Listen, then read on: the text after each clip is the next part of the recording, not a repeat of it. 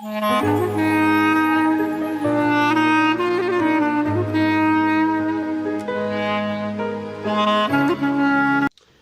nous sommes aujourd'hui mardi 9 Shvat. Nous étudions la troisième montée de la parasha de Béchalach. Donc les Bnei Israël sont coincés. D'un côté les Égyptiens, d'un côté la mer. Les Bnei Israël se mettent à se révolter de quatre manières possibles. 1. On fait la guerre. 2. On suicide. 3. On retourne en Égypte. 4. On se met à prier. Akadosh Baruch Hu, il a choisi aucune des quatre solutions. Il dit à Moshe Rabbeinu, lève ton bâton, Daber el Bnei Israël, parle au Bnei Israël, Veïsaou, qu'ils avancent.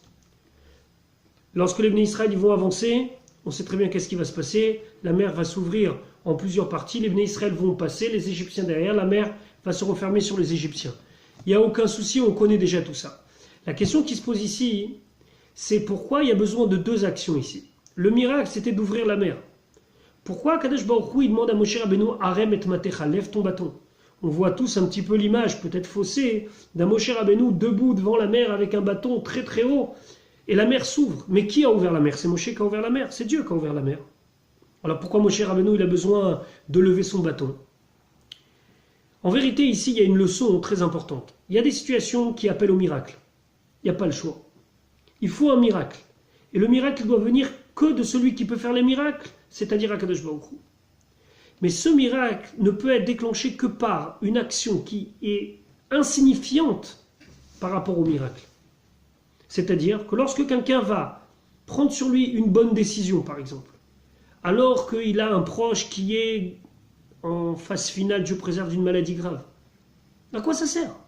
Si Dieu veut faire un miracle, il va faire un miracle. À quoi ça sert que moi je vais mettre une petite pièce à la tzedaka? Est-ce que véritablement c'est sérieux comme histoire? Et bien ça on le voit de Moshe Rabbeinu et de la traversée de la mer Rouge. Arem et Matecha, Kadosh Baruch Hu lui dit, lève ton bâton. Mais pourquoi faire? Parce que la mer va s'ouvrir. Mais qui va ouvrir la mer? C'est Dieu qui va ouvrir la mer. Il va faire que la mer, elle va aller contre sa nature de couler, elle va rester debout. Tout ça, c'est Dieu. Mais il faut une action de l'homme. En somchim alanes. On ne compte pas sur le miracle. Nous, on doit faire ce qu'on a à faire. On le fait avec la possibilité qu'on a, avec les moyens qu'on a. Ici, Moshe Rabbeinu, c'est simplement lever son bâton. Et ce lever son bâton va provoquer quelque chose d'extraordinaire. La mer va s'ouvrir, les Israël vont passer, les Égyptiens vont passer, la mer va se refermer. Et c'est la fin de l'Égypte. Tout ça pourquoi? Tout ça a été déclenché par quoi? Un bâton levé? Non.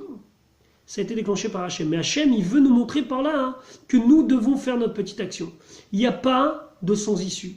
Par contre, il faut être capable de se dire que ma petite part à la résolution du problème va déclencher la vraie résolution du problème.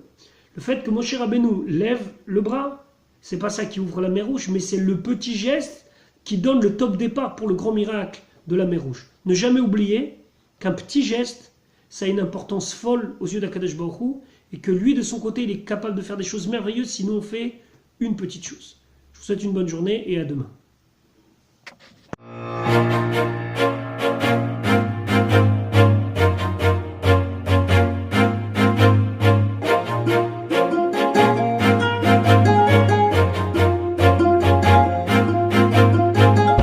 מודה אני כל בוקר שהחזרת את נשמתי, מודה אני על בגד שהנחת על גופי, שלא יהיה לי קר, אתה שומר עליי.